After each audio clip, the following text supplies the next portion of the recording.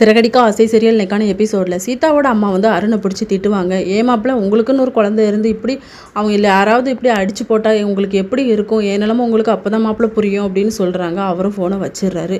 அதுக்கப்புறமா சீதா சொல்லுவாங்க, அவர் வந்து ரொம்ப நல்லவருமா, அவர் பழைய மாதிரி அருணா வருவார், எனக்கு நம்பிக்கை இருக்குது அப்படின்னு சொல்லிட்டு இதெல்லாம் முத்துமீனாக கேட்டுட்டு தான் இருப்பாங்க. வீட்டுக்கு வந்து நம்ம சீதாவையும் ஹாஸ்பிட்டல் கூட்டிகிட்டு போவாங்க. அங்கே போய் மீனாவை வந்து செக் பண்ணி பார்ப்பாங்க.